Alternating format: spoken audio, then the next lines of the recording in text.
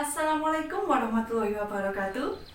Halo adik-adik, bagaimana kabar kalian hari ini? Pastikan kalian siap untuk belajar hari ini ya.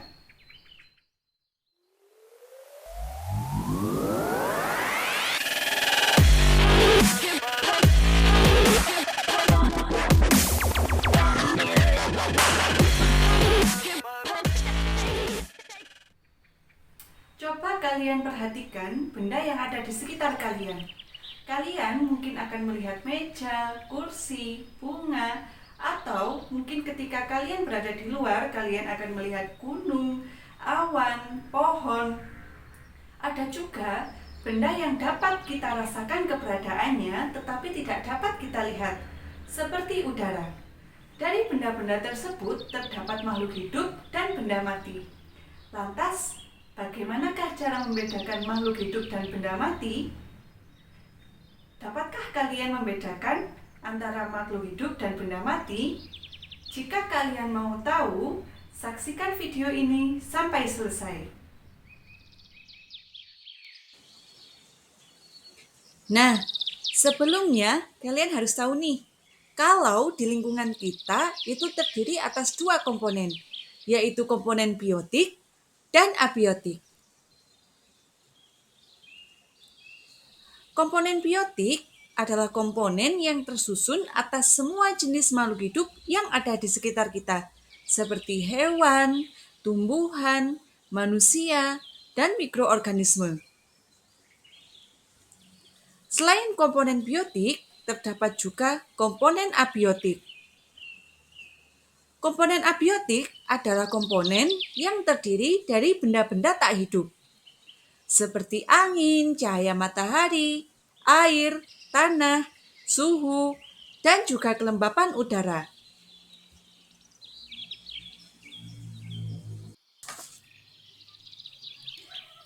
Semua makhluk hidup memiliki persamaan ciri yang dapat membedakannya dengan benda mati.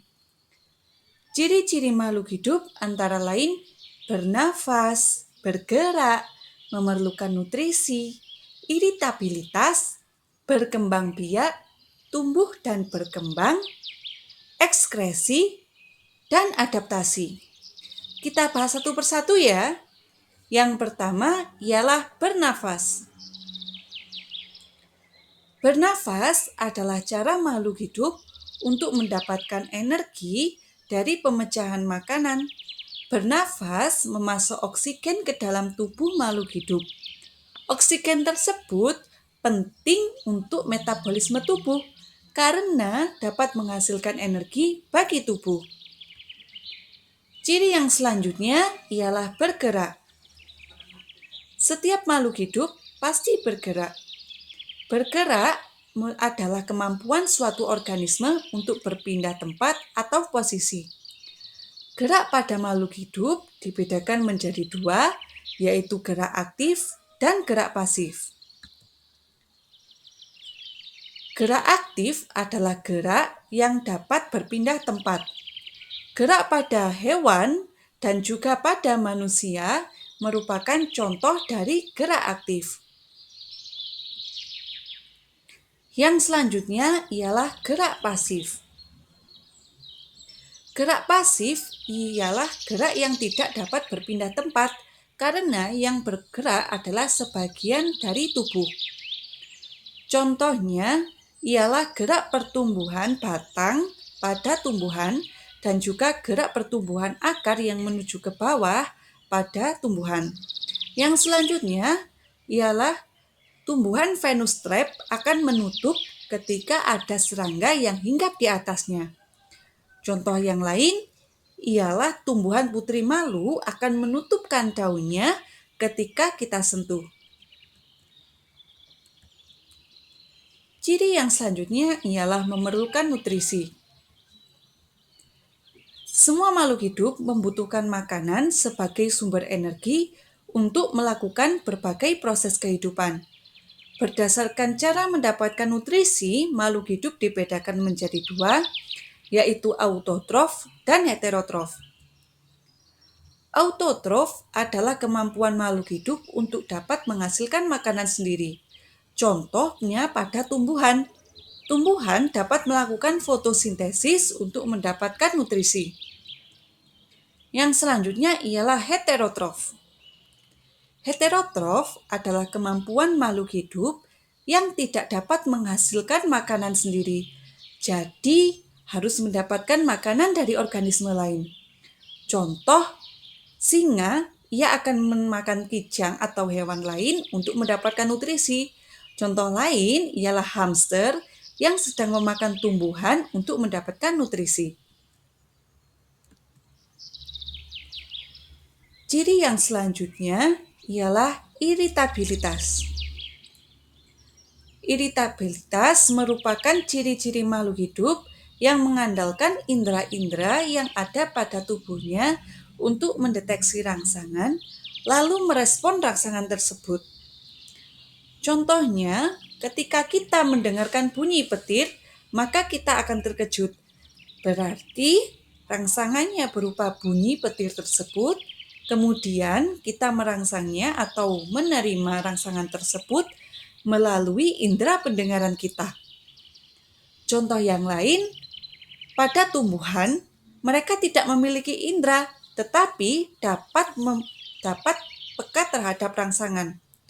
Contohnya pada tumbuhan putri malu, dia daunnya akan menutup ketika kita sentuh. Ciri yang selanjutnya ialah berkembang biak atau reproduksi. Makhluk hidup akan terus berkembang biak atau bereproduksi untuk menghasilkan keturunan dan memperbanyak diri. Hal ini dilakukan untuk mempertahankan jenis dari makhluk hidup tersebut agar tidak punah. Ciri-ciri yang selanjutnya ialah tumbuh dan berkembang. Pertumbuhan dan perkembangan itu berbeda ya. Pertumbuhan pada makhluk hidup dapat ditandai dengan penambahan tinggi, berat, dan volume. Sedangkan perkembangan adalah fase makhluk hidup menjadi dewasa atau pematangan fungsi organ pada makhluk hidup. Yang selanjutnya ialah ekskresi. Ekskresi merupakan pengeluaran zat-zat sisa metabolisme yang tidak digunakan oleh tubuh makhluk hidup karena dapat meracuni tubuh. Yang terakhir, adaptasi. Adaptasi adalah proses penyesuaian diri makhluk hidup terhadap perubahan lingkungan. Adaptasi sendiri dapat dibedakan menjadi 3, yaitu adaptasi morfologi, adaptasi tingkah laku, dan adaptasi fisiologi. Yang pertama ialah adaptasi morfologi. Adaptasi morfologi adalah penyesuaian dengan lingkungan yang berhubungan dengan bentuk tubuh atau alat tubuh.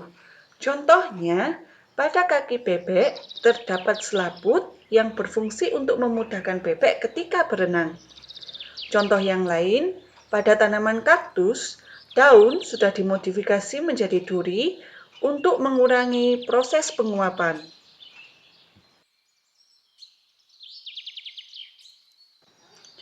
Yang selanjutnya ialah adaptasi tingkah laku.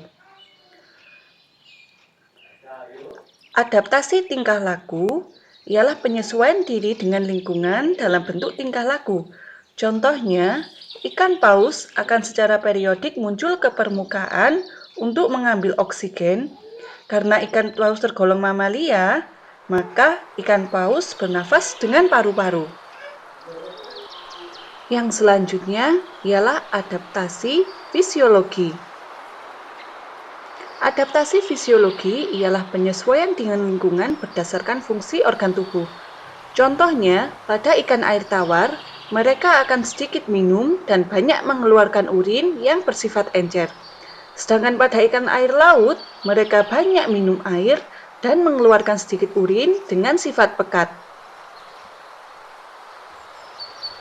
Jadi, ciri-ciri makhluk hidup itu ada 8 ya. Mari kita ulangi kembali. Yang pertama bernafas, Selanjutnya bergerak, memerlukan nutrisi, iritabilitas atau peka terhadap rangsangan. Yang selanjutnya berkembang biak atau reproduksi, lalu tumbuh dan berkembang, ekskresi atau mengeluarkan zat-zat sisa, yang selanjutnya adaptasi. Terima kasih sudah menonton video saya. Semoga yang kita pelajari kali ini bermanfaat. Jangan lupa untuk like, share, komen, dan subscribe. Tetap semangat belajar. Saya akhiri. Wassalamualaikum warahmatullahi wabarakatuh.